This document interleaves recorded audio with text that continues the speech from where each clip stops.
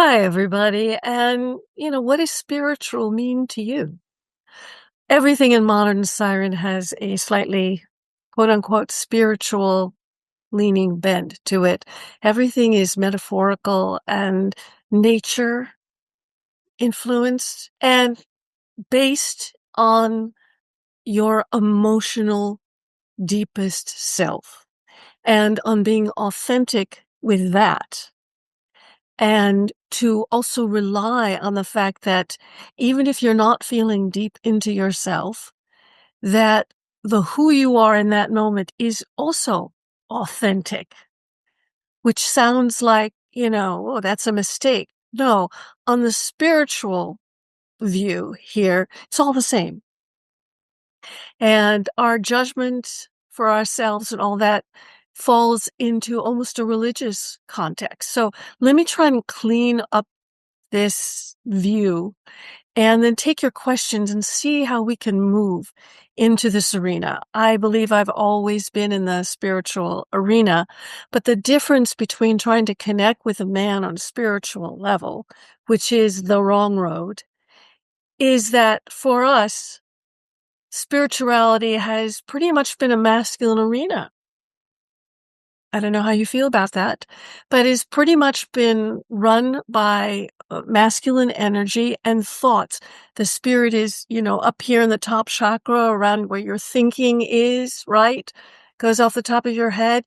And when we get into that space, we dampen down the earthiness of femininity. We are earthy. We are sexual. We are earth-based. We are soil-based. We are the roots of the tree.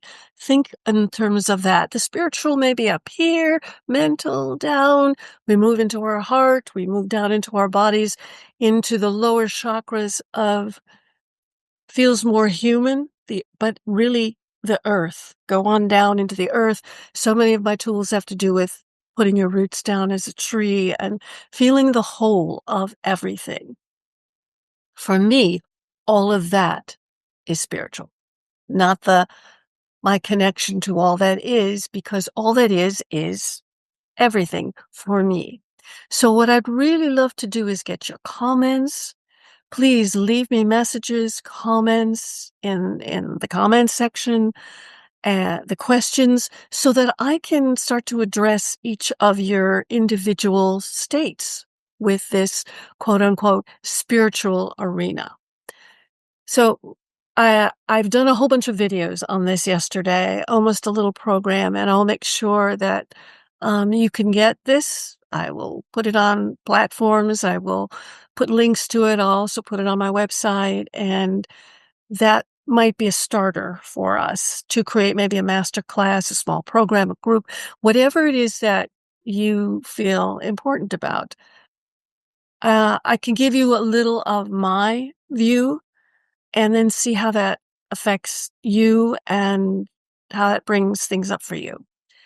First of all, let's say the difference between spiritual and religion. We've all said, I'm spiritual but not religious. Well, what does that mean? Right? And Natalina mentioned the word God, and you may not call anything God. You may call things the universe, all that is. I like all that is. I like that. Everything. Um, it could be just something bigger than myself. It could be nature. It could be goddess. It could be the goddess stuff. It could be just metaphysicals. Metaphysical, it could be the mysteries. It could be mysticism. I've been a mystic ever since I was a little girl, as far as I can remember. What this means for me is that I was always experiencing something outside of myself and something bigger and something that I didn't understand, and something when I looked at nature and the sky, I always felt something different than my bodily emotions. And I wanted to be there. And it represented kind of a peace for me. I'm Jewish, and I wanted to be a nun when I was 9, the first book I read. The concept of a contemplative life had always been attractive to me. Well, that's not being a spiritual siren really necessarily, but it's an avenue. It's a way that I felt I could escape the everyday. I could escape the ups and downs, the emotions that was experiencing, and here is, a major thing that I want you to look at, the guilt and the blame and the shame that I had started ladling on myself since I was tiny. Anybody feel that? That whatever's going on, you feel like you're judging yourself. And just to make this clear, if you are judging someone else, your man, if you're thinking, "Why did he do that?" Or, "Oh my gosh," or rolling your eyes without actually doing them, but that rolling your eye feeling or any of those things, if you're judging people who do things, if you're judging politicians, if you're judging anyone, this is really painful, by the way. If you're judging anyone, you are judging yourself because all the violence we see out in the world, it's inside us too. And we feel it and we're ashamed of it. It's part of our emotional selves because we have a whole raft inside us of emotions, most of which we try to, get rid of, stuff down, cover up. It's like, we put perfume on us when we think we smell bad. All those really poor ideas. So the judgment part of it, that where we're constantly judging ourselves, makes us want to escape into a spiritual world where none of that exists, where in some religions, sin and the bad stuff has been taken off our shoulders and we can feel relieved. For me, regardless of religion, which is the mental view of it, the rules of it, the story behind it. Every religion has a story. And also, religion is groups of like-minded people, right? You have a community when you have a religion. You get to go to a group that has a certain view. Even the non-denominational, and I go to non-denominational churches all the time. In Los Angeles, I went to Agape.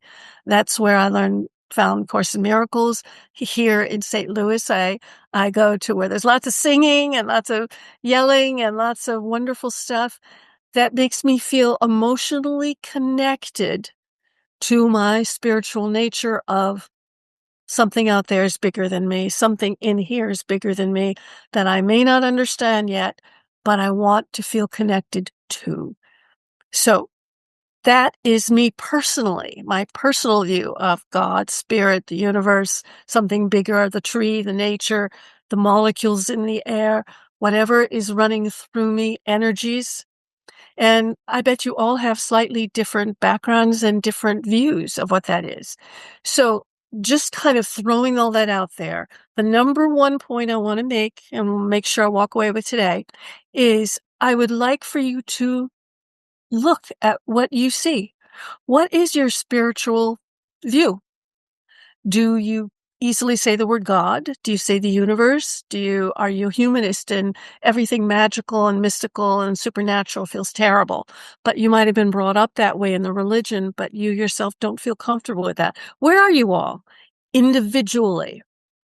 That is crucial to start with. You want to find where you go, what you see as the big picture of existence for you when things are going rough.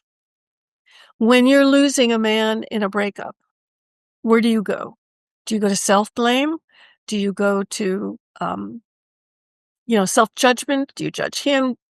Is your anger something that you want to hide, or is it something that you want to stomp around with? What do you do with your feelings? And what do those feelings represent in a spiritual view that is yours specifically? So if you are Christian, for instance, and I love that everything about it and all the people that I meet, uh, it's so helpful because there's the story of Jesus and the truth of him, where I see him as one of the great teachers, possibly the greatest teacher ever. And so I, even as a person who, as a child, it was like, oh, do not even mention the name of the word Jesus. That's how I was brought up. You may have been brought up in a different way. So my love for all of this was a turning point for me. When Course in Miracles started to use the word love instead of God, and I heard the word love, I thought, well, how could love, God is love, that's been said a lot, right? Am I making any sense to anybody? And am I helping anybody? Or am I going down a rabbit hole that is not interesting to you? I'd really like to know that, because I am going to get to the loss, the grief, and everything. Yeah, drop something. Okay. So the names you put to things, the religious aspects, the places you go that make you feel good when you go to church. Does it make you feel good when you say the word God or Jesus? Does it make you feel good? Does it take the guilt off your shoulders? Then that's a great thing. That's a view you want to have. What makes you feel good, that is the view, the philosophy you want to develop in yourself. And if you're having trouble going with it, find some books. I read David Hawkins, I read quantum physics, because that is helpful for the parts of me that are, embarrassed through, all the people who've talked to me over my life, embarrassed for being mystical and spiritual. The people in my immediate community would laugh or just roll their eyes at me if I explain what it feels like to me when I walk outside. Whereas I have a group or I go to a class and everybody understands everybody, and that feels good. It's really, really important that you find your people and that you find your people here in our Siren community that feel the way you do about things. My husband goes to a humanist experience every Sunday. No supernatural, no mystical, all what human beings can do to help each other, which for me is spiritual. But I wouldn't talk about it if I go with my husband there, right? Whereas I would talk about my spiritual nature with my Course in Miracles groups on Sunday, right? Because they understand what I'm feeling. So what you are feeling, I want you to write it down. I want you to look at it, and I want you to look at where you feel confused about it. And where you feel confused and don't have a strong concept that's totally your own, that you can feel glued to you when you have a bad moment and you can go someplace, a book you can read to, something physical. I just literally fall to my knees and let things overcome me and hopefully let it out with tears when I have a bad moment. And that for me is spiritual connection. What is your spiritual connection? Totally personal. What is your personal relationship to the spiritual? Because you're here for that word. And that is what we want to develop. You individually is different from the religious group and the story that you may have been brought up with. And whatever you gravitate towards now, that's yours. Go for that. And I love all of it. And the first thing we want to do after you make that choice, number 2, is find out where your guilt, blame, shame, and judgment is. Let's start working with that. And then the want process, I really, really, really suggest you all get the want masterclass. The feminine want is probably named not very interestingly. I should rename it, but it's literally about switching from the shame, blame, disappointment and complaints and what you don't like and the gravelly, crunchy stuff that comes up when you're feeling cranky. And it allows you to make a quick switch into what you want, what brings you joy, what you're feeling like you want, even if you don't have it, because the desire really takes over your being in that moment. And you can feel the connection that your desire has to what you consider spiritual. It is connected to what it is you want, because we all want love. We all want kindness. We all want gentleness. We all want that feeling of peace when we're feeling all crunchy, junky, right?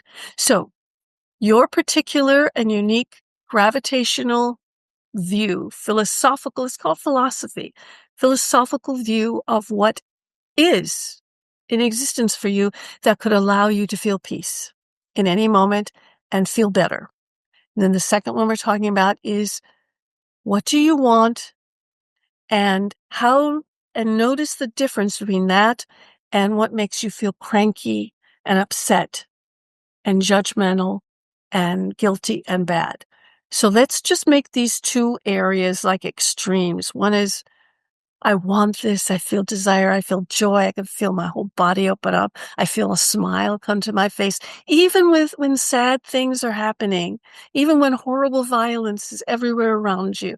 What do I want? I want peace. That would be an emotional connection with yourself that feels on a higher vibration and feels better and feels good. Whereas the cranky guilt, judgment feels kind of yucky in your body, right? And it feels lower. So let's look at the vibration scale here. Let's go for all of it. I'm sure you've all heard me talk about it. I'm sure the vibration is a thing. I wanted to kind of address all of the common words and things that people use when they talk about spiritual, right? So throw me something that you feel is like, what the heck is that? And I will try to put it into some kind of framework of modern siren.